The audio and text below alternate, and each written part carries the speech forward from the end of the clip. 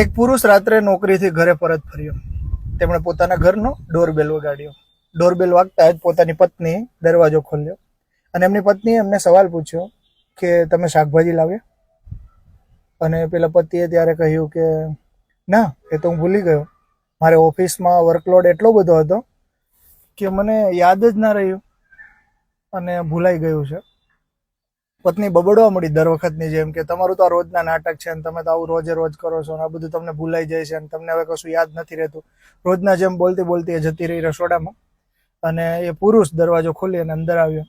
અંદર આવતા એમણે જોયું તો પોતાનો એક જુવાન છોકરો મોબાઈલમાં વિડીયો જોઈ રહ્યો હતો અને એના પિતાને અંદર આવતા જોઈને એ પણ બોલ્યો કે પપ્પા, મમ્મી સાચું જ કહેતી હતી કે તમે છે ને હવે બુઢા થઈ ગયા છો, હવે તમે વૃદ્ધ થઈ ગયા છો.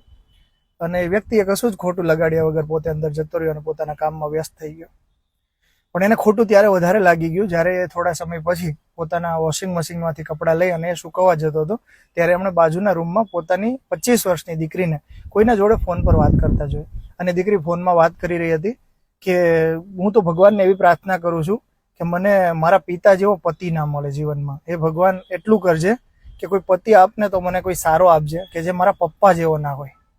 અને ત્યારે એમના પિતાને, એ વ્યક્તિને એટલું બધું ખોટું લાગી ગયું કે એમણે રાતે નિર્ણય કરી લીધો કે હું કોના માટે જીવું છું, આ બધું કોના માટે કરું છું. અને વ્યક્તિ રાત્રે એક ચિઠ્ઠી લખે છે અને સવારે એ ચિઠ્ઠીને છોડી અને એ ઘરને છોડીને નીકળી જાય છે. સવારે લોકો આ બધા ઉઠે છે અને ચિઠ્ઠી વાંચે છે તો ચિઠ્ઠીમાં લખ્યું હોય છે કે અત્યાર સુધી મેં પરિવારના સ્વાસ્થ્ય માટે સમય આપ્યો છે, પણ હવે મને તમારી વાતો ઉપરથી અને માહોલ ઉપર એવું લાગે છે કે હું ખુદના સ્વાસ્થ્ય પર સમય આપું અને એટલે હું ઘર છોડીને નીકળી ગયો છું. સમય વીતતો ગયો. થોડા દિવસોમાં કરિયાણાની વસ્તુ આવતી ઘરમાં બંધ થઈ ગઈ કેમ કે બિલ ચૂકવવાના બાકી હતા. દીકરાના ટ્યુશનમાંથી ફોન આવી ગયો કે હવે ફીસ નહીં ભરો તો તમને હવે ટ્યુશનમાં નહીં આવવા દઈએ. થોડા દિવસો પછી એવું બન્યું કે નોકરાણી ઘરે આવતી હતી, કામવાળી, કચરા પોતા એ બંધ થઈ ગયા કેમ કે એને ચૂકવવા માટેના પૈસા નહોતા. ઘરના બધા જે સામાન આવતો હતો એ સામાન બંધ થઈ ગયો, કચરા પોતા બંધ થઈ ગયા, સ્કૂલની ફીસ ભરવાના ફાફા પડી ગયા. અને ત્યારે આ લોકોને સમજાયું કે એક પુરુષ આપણે જે વિચારતા હતા એનાથી વિશેષ તો આ ઘર જે છે એના કારણે તો ચાલતું હતું. આ તો ક્યારે વિચાર જ ના આવ્યો. આપણે તો બસ એવું જ વિચાર્યું કે શાકભાજી ના લાવ્યા તો એમનું એ કોઈ કામ નથી કરી રહ્યા. પણ ખરેખર જ્યારે હતા ત્યારે આપણે એમની કદર ના કરી. મિત્રો, આપણા જીવનમાં પણ આવું જ છે. કોઈ મિત્ર, કોઈ વ્યક્તિ આપણા પરિવારમાં આપણી સાથે હોય, આપણા માટે ઘણું બધું કરતો હોય પણ એ આપણને દેખાતું હોતું નથી અને આપણે એમની કદર કરતા નથી હોતા. પણ મિત્રો, જીવતા જીવ કોઈની કદર કરી લેવી, કેમ કે પછી એ હાર હોય ને ફોટોઝ, એને ગમે એટલો તમે સજાવશો ને તો એ પાછું નહીં આવી જાય.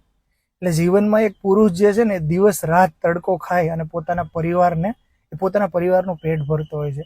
એ ઓફિસના ટાણા ગમે અને ટોણા સાંભળીને આવતો હોય છે. કેટલું બધું માનસિક એનામાં ડિપ્રેશનમાં એ વ્યક્તિ હોય છે, ઓફિસના કામમાં, બહારના લોડમાં, કોઈ પણ કામકાજમાં.